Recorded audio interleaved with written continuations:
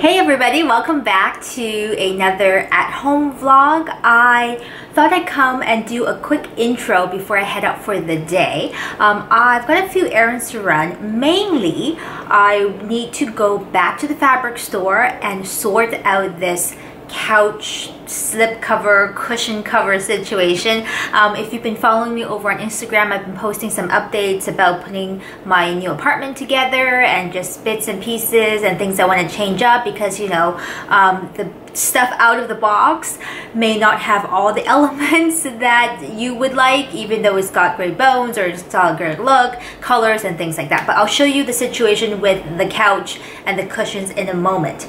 I also probably will go down to the dollar store for some like little drawers and organization things for my desk. My desk just came in, so my computer is up. Everything is going pretty well. I would say I am about, let's say, 85 to 90% unboxed and sorted and settled. The bedroom, which you can see through a little window right there, is still a bit of a mess. My bed frame is not here yet. I ordered from Wayfair like 2 days before I moved in, which probably was not a smart idea, but I did not consider how long it would take for them to get my order ready and then ship it out, and then how long it will probably be for me to get my order. So sleeping on the mattress on the floor has not been pleasant, so I've resorted to sleeping on the couch. Until yesterday, where I found that the couch just wasn't quite right, so I lugged my stuff back to the mattress on the floor. It's been interesting. I can't wait for the bed frame to actually get here.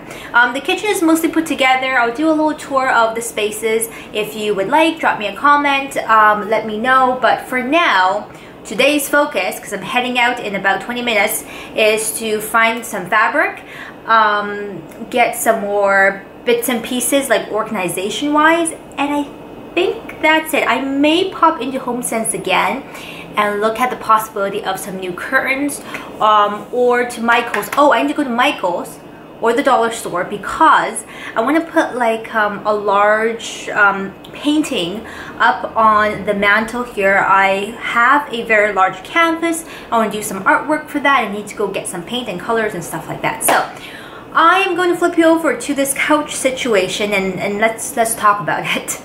Alright guys, welcome to the couch. It's not a bad couch. It's a pretty nice couch. It's comfortable. I like it. It works out well. Storage on the bottom, easy to put together. However, this like flax colored cushion thing was the only option. And while that goes okay with the sage walls, flax is not really my color of choice.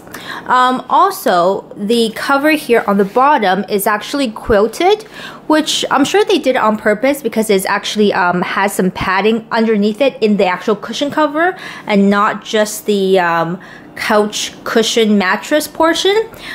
And it is washable and it is removable, but I really don't love this diamond thing. It looks like, you know, an old school futon, which is not the atmosphere I was going for. So, two options. I could either get some fabric from the fabric store, some nice, like, you know, cotton canvas type of fabric, and just redo the whole cover. But that would take a lot of fabric and it seems rather expensive. I don't know if I want to invest that much money or time or work to fix this up. Option number two is to get just enough fabric to redo the bottom cover and then leave the top cushions as they are, which means this will be a dual tone couch. I have never seen one. I don't know if that's good or bad. I'll have to figure that one out. If I redo the whole thing with the back covers and the bottom, it'll probably be about $120 plus tax of kind of fabric and materials. If I just do the bottom, it'd probably be about 50 bucks. So that's a consideration. And you know, because of the padding on the bottom, I really don't want to wash the bottom cover as often, just to preserve it and for longevity. But the top cushions I can just wash anytime I want. So that's a situation with the couch. I'm gonna head out and see you guys in a bit. Hopefully when I come back, I would have made a decision.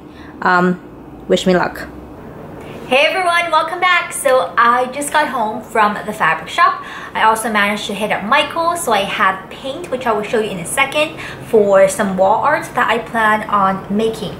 But first, this couch, which I am sitting on. Like I mentioned before I left, the color of the couch was by default this kind of flax oatmeal color, which went well with the sage green walls in my apartment, but I don't love it. And I think because of, you know, the light shade, it's going to get dirty easily, and although I can wash it, I really want to kind of preserve the longevity of just the whole thing.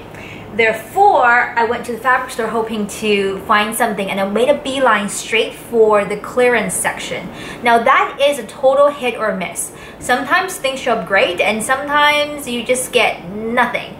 But the price is always excellent down there. So, example, the fabric that I originally thought about using and that I asked you all about over on Instagram over here was like $12.99 Canadian a meter. I would have needed probably 7 or 8 meters to do the entire couch, and then I would need to buy fabric and all that, so that would easily be, I would say, upwards of about $140 to $150 perhaps, not including my own labor to redo the covers of the couch, the entire couch. However, I think the fabric pixies were in my favor because I found this kind of upholstery fabric, could be a cushion for the couch, and this is what I'm going to use.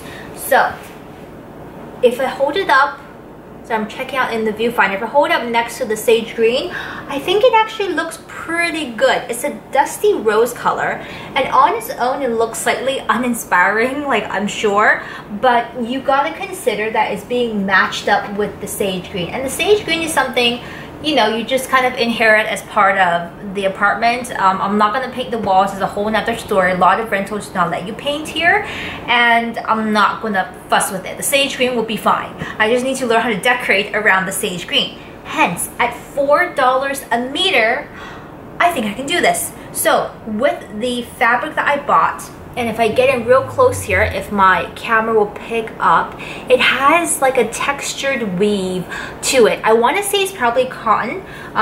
If not 100%, then mostly cotton. It might have a little bit of linen in it as well, but really it has this like rustic look to it. It goes well with the actual like design of the sofa, because the linen oatmeal flax looking cushion cover that's originally part of the sofa also has that natural texture. So I think this will be actually fine. I will need to shrink it, pre-wash it if you get me, because you don't want shrinkage after you've cut and sewn all your cushions. And I bought everything that was on the boat, so that's 7 meters of this fabric, but at $4 a meter, like I said, versus $12.99 a meter for the blue and the gray one that I had originally been eyeing, which is like a cotton twill / cotton canvas. This was much more affordable and just made more sense realistically. So I got this, and of course I went to go get my thread. Now here's the thing with me investing in these cushion covers. I still didn't want to pay a whole lot for thread because you go through a lot of thread when you're sewing things for furniture.